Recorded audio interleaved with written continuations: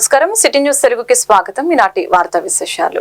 రాజధాని కోసం అమరావతిలో భూమి ఇచ్చిన ఏ ఒక్క రైతుకు అన్యాయం జరగనీయమని ఆంధ్రప్రదేశ్ ముఖ్యమంత్రి నారా చంద్రబాబు నాయుడు స్పష్టం చేశారు. రాజధాని కోసం 53,748 ఎకరాల భూమి అందుబాటులో ఉందని వివరించారు. 8,278 ఎకరాల భూమిని మానిటైజేషన్ కోసం ఉంచామని స్పష్టం చేశారు. అమరావతి రాజధాని భూములపై బుధవారం నాడు ఆయన శ్వేతపత్రం విడుదల చేశారు. గత ముఖ్యమంత్రి జగన్ ప్రజలను మోసం చేశారని సీఎం చంద్రబాబు తెలిపారు. రాజధాని మధ్యన ఉండాలి అన్నారు. అమరావతిలో ఇల్లు కట్టి అందరినీ నమ్మించాడు. సింగపూర్ క్యాపిటల్ రీజియన్ కాన్సెప్ట్ తర్వాత capital city seed capital master plan ఇచ్చారు. 9 నగరాలతో రాజధాని నిర్మాణం ఉండాలని భావించాం. ప్రపంచంలో బెస్ట్ లివబుల్ సిటీగా అమరావతిని చేర్చాలని అనుకున్నాం. బ్రిటన్ కు చెందిన నార్మన్ పాస్టర్ సంస్థ డిజైన్ ఇచ్చింది. టోటల్ ప్రాజెక్టు కాస్టు 51,687 కోట్లు. 2019లో వైసీపీ అధికారంలోకి రావడంతో పరిస్థితులు మారిపోయాయి. అప్పటి సీఎం జగన్ వెంటనే ప్రజావేదికను కూల్చివేశాడు. అటు నుంచి 3 రాజధానులు అన్నాడు.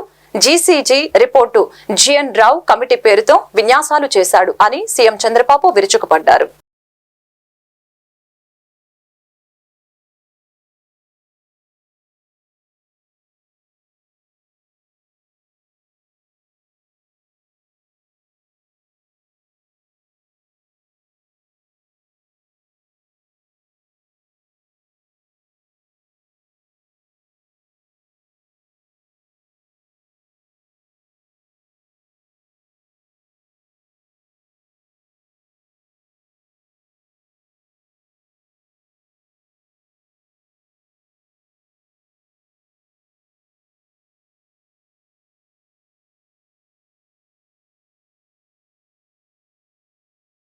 పిఠాపురం నియోజకవర్గం నాగులాపల్లి వద్ద సూరప్ప చెరువు సమ్మర్ స్టోరేజ్ ట్యాంక్ ను ఉప ముఖ్యమంత్రి పవన్ కళ్యాణ్ పరిశీలించారు. నాబార్డు నిధులతో 22 ఎకరాల్లో నిర్మించిన ఈ ట్యాంక్ ద్వారా కొత్తపల్లి మండల పరిధిలోని 54 గ్రామాలకు అందిస్తున్నారు.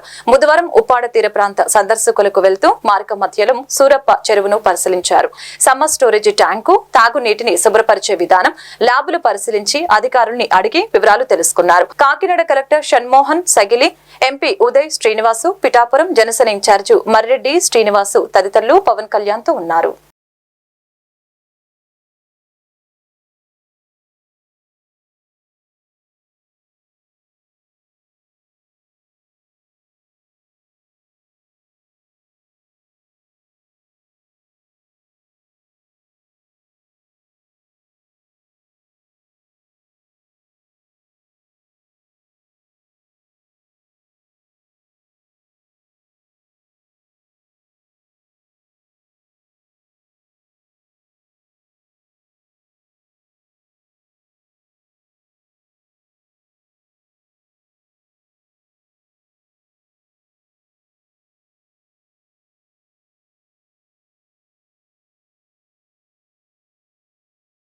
కష్టాల్లో ఉన్న వారికి అండగా నిలుస్తున్నారు విద్యా, ఐటీ, ఎలక్ట్రానిక్స్ శాఖ మంత్రి నారా లోకేష్. మంగళగిరితో పాటు రాష్ట్ర వ్యాప్తంగా వివిధ జిల్లాల నుంచి ప్రజలు ప్రజా దర్బారుకు తరలివచ్చి తమ సమస్యలను విన్నవిస్తున్నారు. ఉదయం నుంచే ఉండవల్లి నివాసం వద్ద వృద్ధులు, మహిళలు, దివ్యాంగులు, యువత, ఉద్యోగులు, వివిధ సంఘాల ప్రతినిధులు బారులు తీరుతున్నారు. నేరుగా యువనేతను కలిసి తమ కష్టాలను ఏకరువు పెడుతున్నారు. ప్రతి ఒక్కరి వద్ద విజ్ఞాపన పత్రాలు స్వీకరించి ఆయా సమస్యల పరిష్కారం కోసం కృషి చేస్తానని మంత్రి వారికి భరోసా ఇచ్చారు. ఆయా సమస్యల్ని విభాగాల వారీగా విభజించి సంబంధిత శాఖలకు పంపాలని సిబ్బందికి ఆదేశాలు జారీ చేశారు. దివ్యాంగులకు గత టీడీపీ ప్రభుత్వంలో మంజూరు చేసిన టిట్కో ఇళ్ల రుణాన్ని మాఫీ చేసి ఆదుకోవాలని గుంటూరుకు చెందిన ఆసియా సాధన దివ్యాంగుల సంక్షేమ సంఘం ప్రతినిధులు నారా లోకేష్ ను కలిసి విజ్ఞప్తి చేశారు. పల్నాడు జిల్లా అమరావతిలోని పంచరామ క్షేత్రాలలో ప్రప్రథమ క్షేత్రమైన శ్రీ బాలచాముండిక సమేత శ్రీ అమరేశ్వర స్వామి వారి దేవస్థానంలో భక్తులు హుండీల ద్వారా సమర్పించిన కానుకలకి లెక్కింపుగా 22,77,515 రూపాయల ఆదాయం వచ్చినట్లు దేవస్థాన సహాయ కమిషనర్ మరియు కార్యనిర్వహణ అధికారి వేమూరి గోపి తెలిపారు. గత 4 నెలల కాలం పాటు భక్తులు శ్రీ స్వామివారికి సమర్పించిన ప్రధాన హుండీల ద్వారా కానుకలు 21,10,619 రూపాయలు మరియు అన్నదానం హుండీల ద్వారా 1,66,896 రూపాయలు వచ్చినట్లు దేవస్థానం సహాయ కమిషనర్ మరియు కార్యనిర్వహణాధికారి తెలిపారు. ఈ హుండీల లెక్కింపు కార్యక్రమంలో అమరావతి, గుంటూరు చైతన్య గోదావరి గ్రామీణ బ్యాంక్ అధికారులు, సిబ్బంది, నర్సరావుపేట, గుంటూరు, విజయవాడ, జగ్గేపేటలోని పలు సేవా బృందాలు, అమరావతి పోలీసుల వారు, దేవస్థానం సిబ్బంది తదితరులు పాల్గొన్నారు.